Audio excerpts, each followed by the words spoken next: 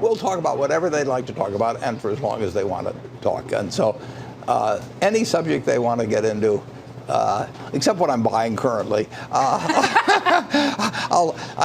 love to talk about what they want to talk about. Is it common to be asked for stock picks in these lunches? No, actually it isn't. In fact, I can't recall ever being asked. But we talk about family. Actually, the couple that bought it this year are bringing along 2 small children, and we talk about the children raising kids. A lot of things. It's not all stock or business or finance at all. Well, let me be the skunk at the garden party and start asking you about some of those things. You are joining us on a day when we have watched the stock market continue to set new highs. The S&P, the Russell, and the NASDAQ. The Dow's not far off. And the question we always ask you is, do stocks look expensive to you at these prices? Well, they are definitely. If you had your choice between buying and holding a 30-year bond for 30 years or holding a basket of American stocks, there's just no question you're going to do better holding stocks. So it's more attractive considerably more attractive than fixed income securities. That doesn't mean they're going to go up or down tomorrow or next week or next year. But over time, a bunch of businesses that are earning high returns on capital are going to beat a bond that's fixed at roughly 3% for 30 years. And it's not my field of specialty, but actually they look stocks generally, which are their businesses, they're American businesses, 30 trillion worth of them, and they look cheaper than generally real estate. Is that the only thing that makes stocks look attractive right now, is the comparison with fixed income? Well, that's what you have to do in investing. I mean, you're sitting with some cash in your pocket, you've had savings, and the question is, what do you do with it? You can buy a duplex next door and rent it out to people and do fine over time, or you can buy a small piece of farmland or something of the sort, or you can put it into something fixed income, bonds or bank deposits or whatever it may be. And stocks, if you look at American equities, American businesses earning a lot of money relative to the capital put in. And the reason stocks are worth a whole lot more than they were 20 years ago or 50 years ago or 100 years ago is companies have plowed back part of the earnings. With a bond, you get it all out in interest. You know, you get your 3% or whatever it is, and that's what you have. With stocks, you get maybe a 3% dividend, but they're plowing money back, or they're repurchasing shares or doing something. And over time, that just makes a huge difference. The reason I ask about stocks sitting at these new highs and whether you think the market's expensive is because there are retail investors who are sitting at home, and when nightly news starts talking about how the markets are at new highs, some of those retail investors who have been sitting on the sidelines think, oh my gosh, I missed my opportunity again. The last time we talked to you, you said you were still buying stocks. Are you still right now? We're buying stocks this morning, and I'd rather buy them cheaper, but I've been buying stocks since March 11th, 1942. And I bought them under every president, 7 Republicans, 7 Democrats. I've bought them quarter after quarter. Some of the buys were terrific. Some of them weren't at such good times. And I don't know when to buy stocks, but I know whether to buy stocks. And assuming you're going to hold them, wouldn't you rather own an interest in a variety of great businesses than have a piece of paper that's going to pay you 3% in 30 years, or a short-term deposit that pays you maybe 2% or something of the sort? Yeah, no argument. Although your concentration in the stocks you own has gotten a little more concentrated recently. There was a filing that came out not too long ago that showed Berkshire Hathaway was continuing to buy shares of Apple. That stock is also at a new all-time high last night. It's now, you own 5% of the shares outstanding of Apple. It's the biggest holding for Berkshire Hathaway at $56 billion. Have you continued to buy even since that filing? We bought just a little. About 6 million of the shares are attributable to another fellow in the office that's owned it for a considerable period of time. The rest are my portfolio. But I bought just a little bit. I like to buy them cheaper. I mean, it's very difficult. I started buying when the stock was maybe 100. I was buying it kind of as fast as I could, and then I ended up buying some as high, a whole lot higher. I won't name the exact price, but a whole lot higher. I'd rather have it go down. For one thing, if it goes down, Apple's going to buy a lot of stock back. They're already buying stock back. And if it goes down 10%, it means they get to buy 10% more shares, and my interest will go up 10% more for spending that money in buying shares. So I am benefited by going down. If I were to talk my book, I would talk it down. I spoke with an analyst today, Gene Munster, and he pointed out that the interesting thing about Apple is that for a long time it was a very volatile stock. It kind of traded in this boom and bust cycle. Every time they had a new phone that came out, it would push the stock higher. If they didn't have a new release, it would drop. He said that it's still 65% of the business, but a lot of people are maybe looking at it a little differently. And he wonders how you look at it. Is this a boom and bust cycle, or is there something different? Not in the least. I don't, I like to see the new release do well, or, that. But I do not focus on the sales in the next quarter or the next year. I focus on they won't tell you exactly how many, but hundreds and hundreds and hundreds of millions of people who practically live their lives by it. And if you look at that little piece of whatever it is, that is some of the most valuable real estate in the world. I mean, that is Fifth Avenue will never come close to that. I mean, it is. You've got hundreds and hundreds of millions of people with loads of buying power and able to do business or learn information or whatever it may be, and it's part of their habit of living. I mean, they spend hours a day, and it does all kinds of things for them. So that real estate is worth a fortune, and it's nice to have it added to as they sell new phones, and of course a lot of them are replacement phones. But they're adding to hundreds and hundreds of millions of consumers that are never going to get to Fifth Avenue, or they're never, and you are an indispensable part of their lives. I mean, it's an extraordinary product. So you don't even look at it like a tech analyst would, or like a tech company for that matter? I look at iPad. Oh, you mean just in terms of how you value this stock? Oh, it's consumer products. They've got to keep having the product that this huge clientele regards as indispensable. So it's got to be the best thing that they can tell us to when airplanes will arrive, or whatever it may be, what the weather will be, what stocks are doing, a million play games, whatever it may be, and that's important that their replacement products are looked at as super desirable. But one of the things that I grew to understand was that we have a very large retailing operation, the Nebraska Furniture Mart, and if people went in to buy the latest iPhone or whatever it might be, if for some reason we didn't have it, you couldn't sell them anything else. They either went next door, which we didn't want them to do, or they came back. But I mean, it wasn't an alternative. And when you have a product that is that personal, that valuable, and they talked about the iPhone 10 costing $1,000, isn't that a lot of money? I have a plane that costs me a lot, maybe $1 million a year or something of the sort. If I used the iPhone, I use an iPad a lot.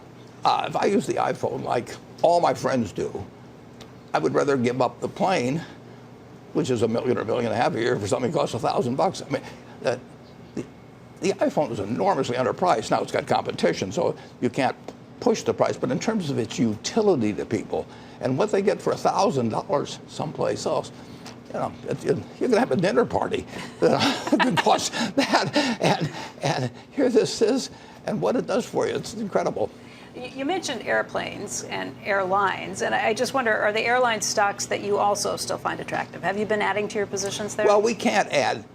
I mean, technically we could, but I don't want to go above 10%, except in rare circumstances of the security. So we own 9.5% of the four largest, and I actually have to trim them just a little if they're repurchasing shares to stay under 10%.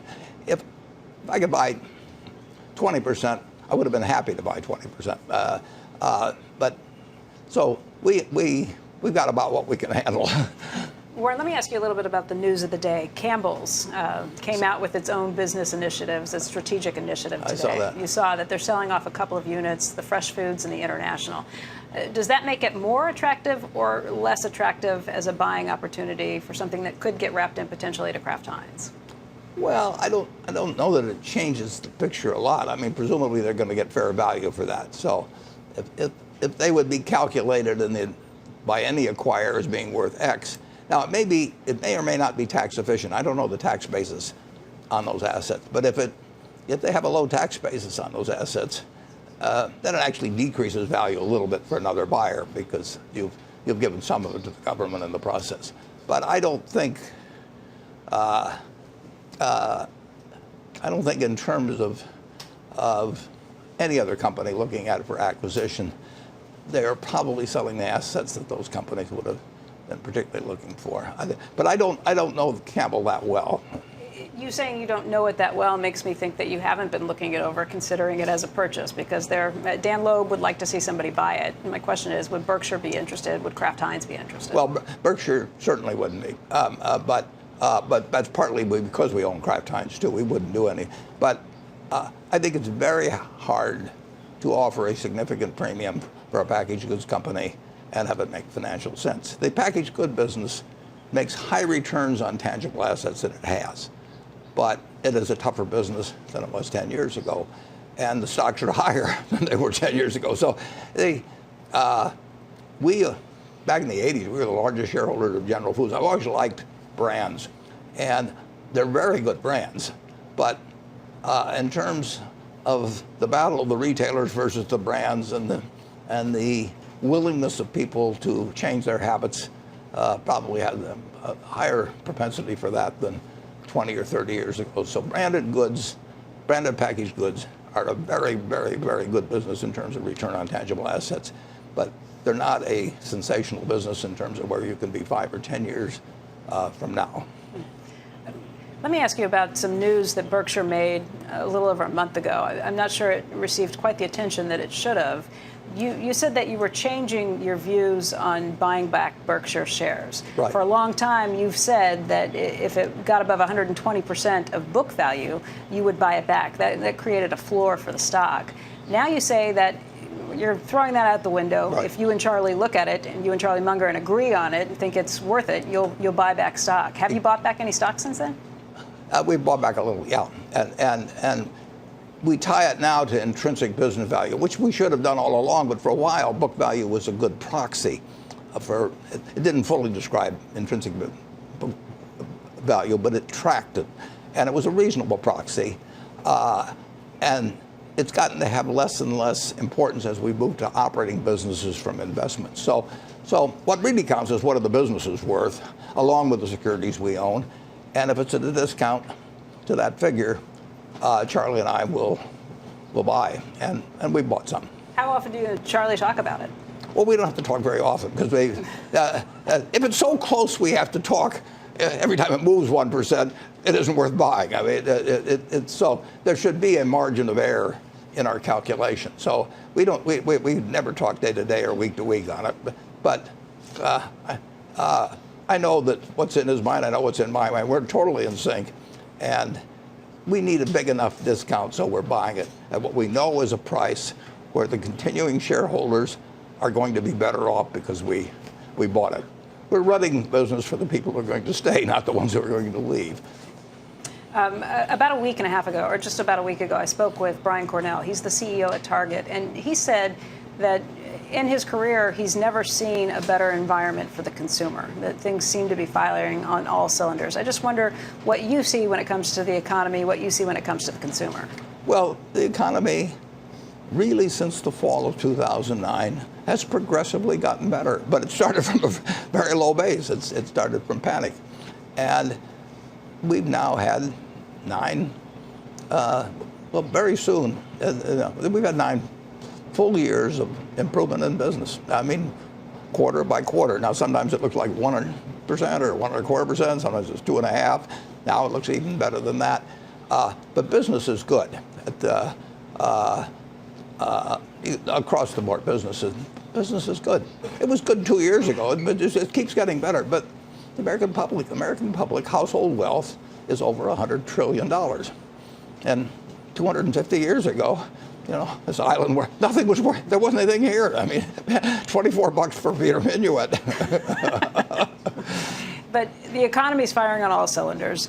One issue that people have worried about is what's happening with trade and tariffs. Have you seen any impact on Berkshire's businesses or higher costs associated with any tariffs that have gone into place? Yeah, there are a few, definitely. And we buy steel, for example. I mean, at MyTech, or we buy it at a lot of places. And we are seeing some effects from that, and we're seeing some effects from inflation. I'm sorry, from inflation. Yeah. We've seen more in the way of cost increases in the last year, if you go across all of our businesses, but particularly building materials, or we sell paint. I mean, the can it comes in, that is a lot more expensive than it was a year ago. How much of the inflation is directly tied to the tariffs, and how much is just from an improving economy and inflation you would expect to creep in? Yeah, I can't tell you exactly yet, and some of them are kicking. Well, newsprint,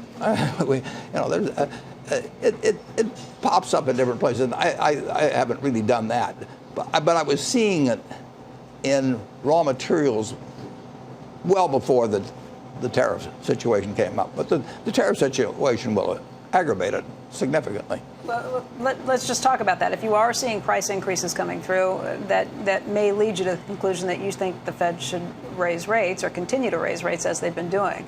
The president, Donald Trump, tweeted out and talked in an interview about how he doesn't like to see the Fed raising rates. What do you think about that? Just as somebody who watches I think it. Jay Powell is a terrific chairman of the Fed. I've known, not known him well, but I've known him. I know people he worked with, and I've listened to what he's had to say. So I love the fact Jay Powell is chairman of the Fed, and he will do the right thing. As he gets a lot more figures in than I do.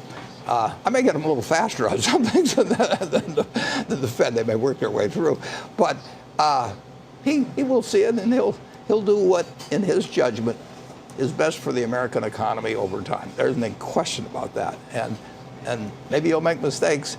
I know I'll make mistakes, but he knows what his job is, and he'll do it. The president also tweeted about another initiative, and I just wondered what you thought about it. He said that after speaking with Indra Nooyi, we later found out that she was the one who had talked to him, that he would like to do something that he thinks will help American business. That's to say, stop reporting every quarter, maybe do it on a 6-month basis. What do you think of that idea? Because you have focused on long-termism. Yeah. Jamie Dimon and I came out a while back, but I've always focused on the idea that, I like to read quarterly report. As an investor, and we've got a couple $100 billion worth of common stock, so I like to get those quarterly reports. I do not like guidance, and I think that guidance leads to lots of bad things, and I've seen it lead to lots of bad things. I don't think quarterly reporting itself, it's when you get into promising people what you're going to do every quarter, because I can't promise it what's going to happen. We're in the hurricane season now, and you can change our earnings dramatically with a storm or something of the sort. So I think it's a very bad practice to be in the game of earnings guidance, and it is a game. I mean, people play it as a game, and then people adjust the numbers and all that. But I like to get the figures quarterly, and I hope that stays.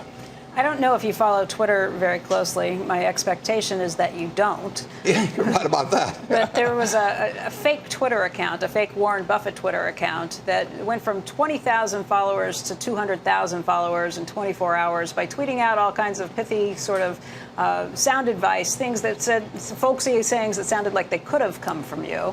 Why don't you tweet more often? Well, I just don't see any reason to. I put out an annual report, and I do not have a daily view on all kinds of things. And maybe I've got a guy in this copycat or imitator. Maybe he's putting out better stuff than I would. So if he puts out enough good advice, I'll take credit for it. We have seen some CEOs who like to tweet very frequently, including Elon Musk. Yeah. He's certainly somebody who's tweeted a lot. What do you think about people who do tweet a lot? I don't think it's helped him a lot. No, I think it'd be particularly dangerous to start commenting on Berkshire daily, which I never would do. I won't do it with you. But no, I just think there's other things in life I want to do than tweet. I mean, I'm not that desperate for somebody to hear my opinion on this. Warren, it's your birthday today, your 88th birthday, and we want to wish you a happy 88th birthday. Thank you. In fact, we have something that we've ordered up. the chefs Oh. here at Smith & Wolinski put together just to celebrate your 88th birthday.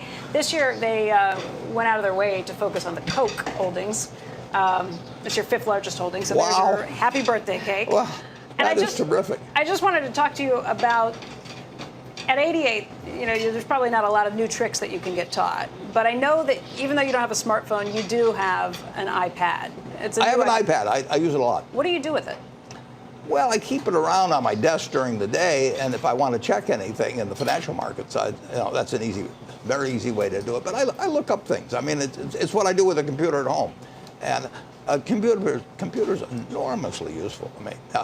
And the iPad is the one I have in the office in effect. Do you ever listen to any podcasts? Do you ever follow anybody else? What other kinds of things do you do with this? I listened to a podcast from my friend Tom Murphy the other day, but podcasts are normally, they take a while. I can read faster than I can listen to one, but I recommend that. It was done with David Novak. It's a 28-minute podcast, and anytime you get to listen to Tom Murphy, I think it's terrific. But generally, I don't because of the time element.